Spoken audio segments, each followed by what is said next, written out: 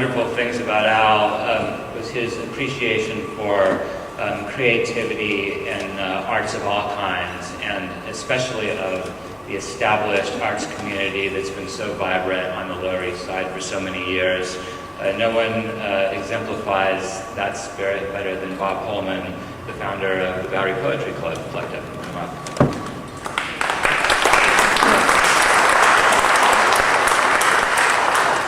So like you guys, I know Al from the neighborhood, and he was the neighborhood, you know. Being with Al meant going to the bank, and meant going to the grocery store, and meant going to Little Frankie's and having a salad, you know, or even a pizza. And then of course there is, as Angel said, this place here, which is a universal home. I loved it when he said that, you know, and looking around at the lights and the way Al and Angel both brought this space back to life and sends it into the future, and yet at the same time allows it to be, you can see the way it was when Orensanz's name came into play here. Angel did a great show here in '04 called Flying NASA Lab. It was a show that was based on the videos from the Mars rover, and somehow by filling this space with found object, the detritus of the neighborhood, he brought Mars into this place. And I wrote this poem, and Al loved it. I read it for him several times, and so now he gets to hear it one more time. It's called Inside the Synagogue is Mars. Inside Mars is your apartment. You land on Mars and you're never coming back.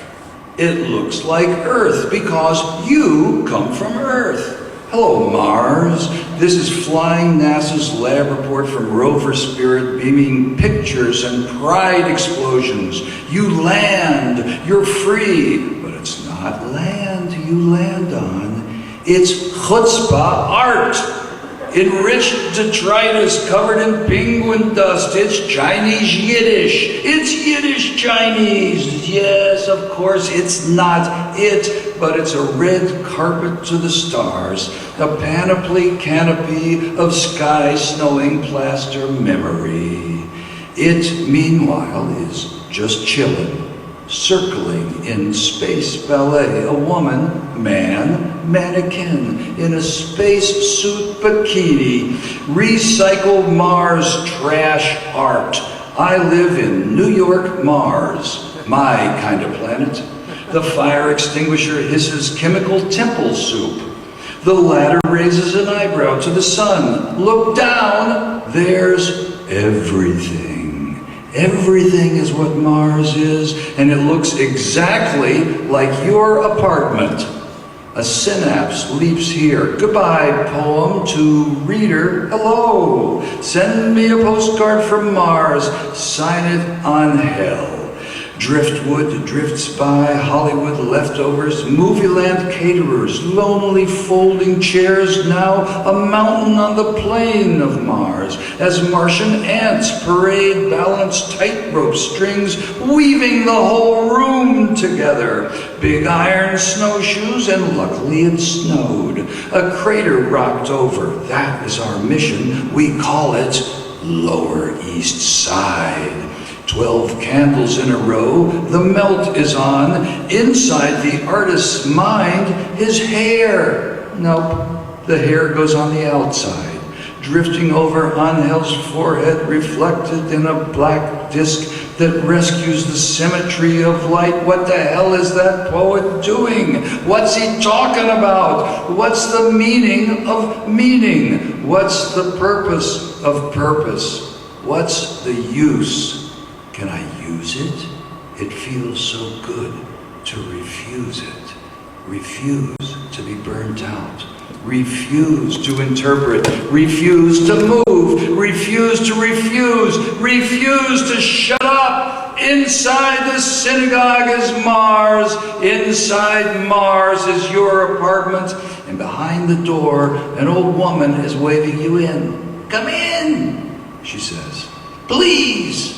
The trip to Mars is but a jaunt, a passeggiata. Walk in art, walk in artist's mind, walk in poem, walk in the synagogue of your apartment. Strolling past Mars, you keep going. Goodbye, you wave. Goodbye, which means hello.